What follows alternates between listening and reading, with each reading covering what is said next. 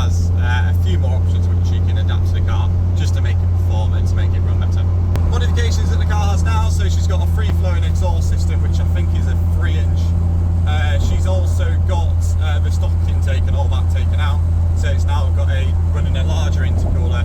It's also running boost pipes as well, and it's also running an intake with a credit filter mounted to it. I believe it's also got Nismo 555 seat injectors on there as well, and I've just fully serviced it and I've done everything to the car, so she should perform quite good today. ECU wise at the moment she's running the stock ECU. She does have a Horsham stage 2A on there, but the problem is it's 20 odd year old technology. So are the sensors as well, so we'll also be getting the sensors replaced, like your oil pressure sensor. We'll be getting a map sensor put in instead of the old AFM will be going. And with the Horsham ECU, you can't tune it or anything. Essentially, it's just a plug and play, so the car's not actually tuned properly. So that's one of the reasons why I want to get that done today. So the reason why we're doing this today, the reason why we're getting the new ECU fitted and also the car mapped, is just so that one, it can increase reliability of the car. As I said before, it's running old sensors, it's running 20-year-old ECU technology as well. Putting new sensors in, putting new ECU technology just means that the car can perform much better and can be much more reliable and much safer as well. So now that's the car in at TDI South. See, there she is. First off foremost. So now what's happening is Dennis is now fitting the ECU to the car. He's also putting the sensors in. Once he's done that, then he's going to get it mapped, and we will be back with you in the video for the mapping.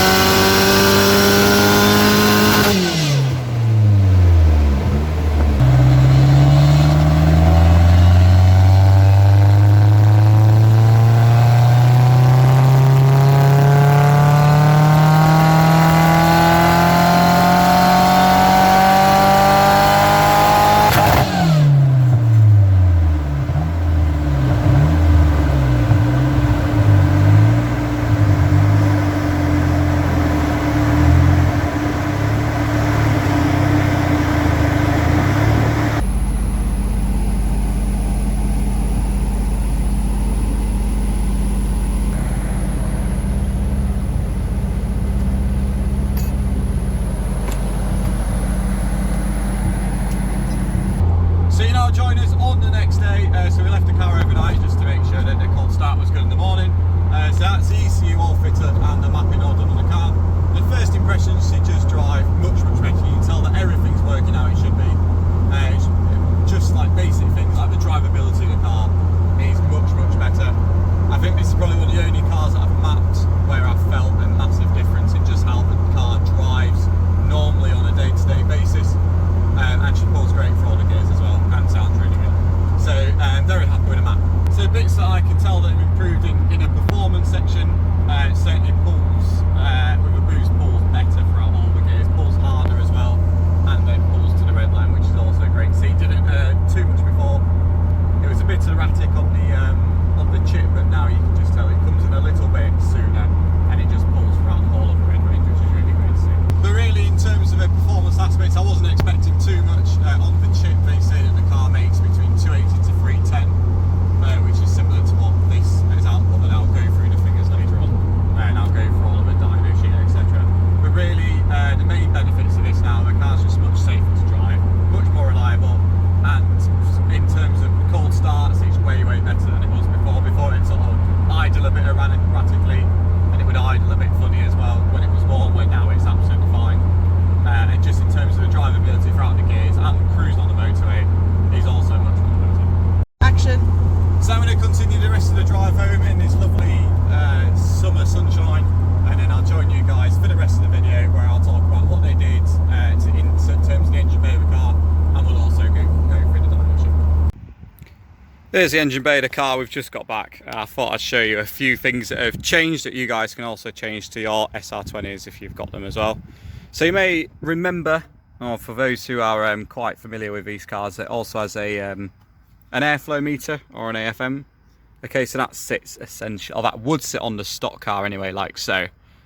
And the problem with having this is it's one, it's old technology, which isn't great, and then two, if you look into the hole, so it goes in, let's just say that's 3 inch for argument's sake, it then goes into less than 2 inch. So all that airflow, it's literally going in a 2 inch pipe.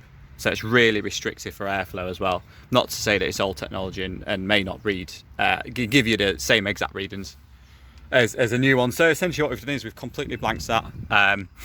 All filter still fits back in, and then we've got just a HGS sort of additional pipe with a silicone joiner on, if you like, just to fill up the space. So that's nice now, free airflow that's going through the car, all 3 inch all the way down to the turbo, which is just sitting under there. So that's one thing. And then to replace that, so we've put an IAT sensor, so an intake air temperature sensor here. So on this car, most of the guys like to put them on the boost pipe leading up to the manifold. If you do put them onto the manifold, it means that one, it is a bit harder to get to put in. You've got to drill a hole in the manifold and then place it in, or weld it in, if you like. But it does give you a better reading, a more accurate reading. So if you do put it onto the boost pipe, which is a cheaper option, then you do have to do some tweaking with the throttle and tweaking with the tuning, which is what the mappers had to do. But yeah, essentially, I just got a welding for this down here. So I got a welding off eBay, JDM Parts, I think it was called, and then just welded it. Got a guy to weld it on, and then put the sensor in there. So that's essentially that covered.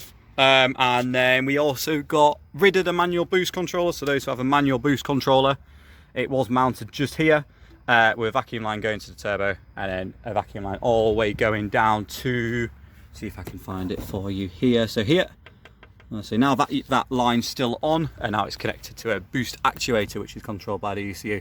Okay, much better.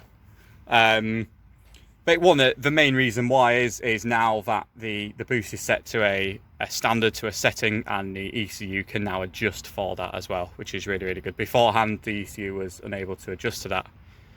Where now the ECU's got much more mind, so it's much clever, much more modern technology. It's actually got the boost setting in correctly. It's got on high boost to this one. We mapped this to 1 bar of boost for a stock turbo. Max of that is 1.3, but we left it at 1 bar. And it's much more safety. You can push the engine with much more of a peace of mind now, which is really good.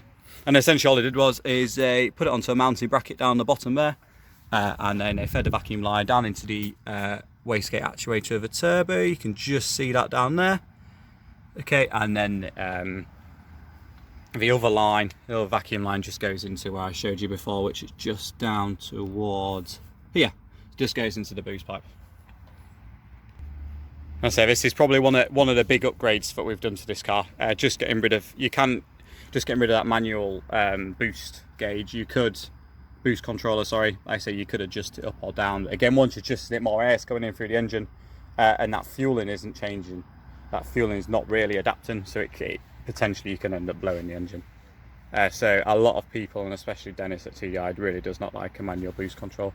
It's just old technology. So one of the big upgrades to this car. So for those interested on the boosting side of things, so we did originally map it on just using the wastegate actuator, just the standard manual actuator. So that gave us 0.7 bar of boost, so very low. But in terms of a stock turbo, it's pretty good. And then obviously installed the proper boost actuator on there. We got a bar of boost. So the stock turbo for this is an S14 stock turbo, so the ball bearing turbo. Delivers about 1.3 bar of max boost. We just put it on, set it down to 1, just to keep it nice and safe and nice and reliable, also for when you are pushing the engine. That's pretty much it really on the modifications that were done to the engine bay by the tuners. So what I'll do now is I'll go and grab a dyno sheet, and then we can go through the dyno sheet. So for the moment everyone's been waiting for, so this is the Dyno Printout sheet. TDI have kindly laminated it, which is good for when if it gets wet. So that's the performance snapshot of a dyno chart. So for those who aren't too familiar with these, so you've got the engine speed at the bottom, and then you've got the total wheel torque on that side, and on the left hand side you've got the wheel horsepower. All these figures are in wheel, by the wheels as well. So as you can see, we made 266.1 wheel horsepower at 6,190 RPM with a max torque of 253.4 torque at 5,010. So pretty good figures really.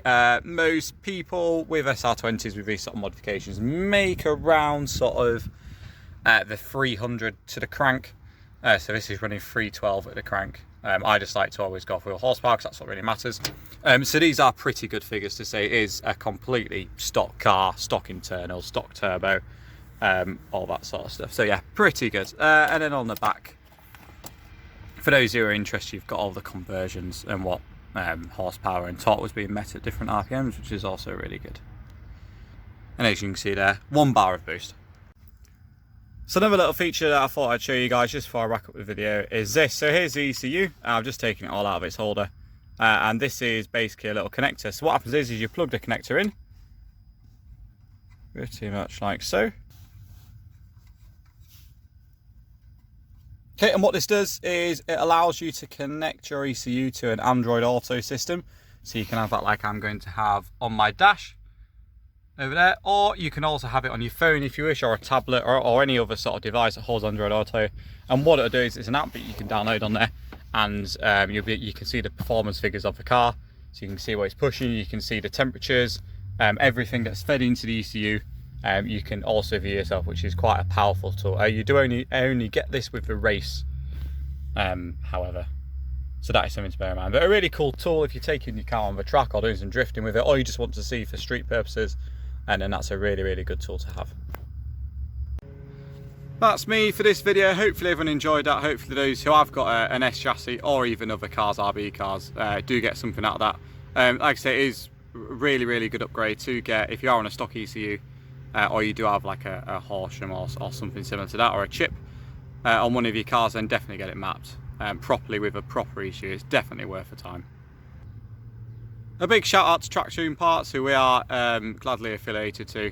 They managed to supply the parts, supply everything, all the extra parts that have to go with it to make the ECU work properly. So a big shout out to them. Also a big shout out to Dennis and Mark at TDI South, who also managed to get the ECU fitted under time pressure, and who managed to get the car mapped as well. So that end, if you did like this video and you did find it useful, please like, subscribe, comment if you wish. If you've got an S chassis or you've got an RB, or any other car for that matter, comment in the comment section down below. Let us know what you've done. Have you used Maxx before? And what do you guys think? First, the link or the Haltech options.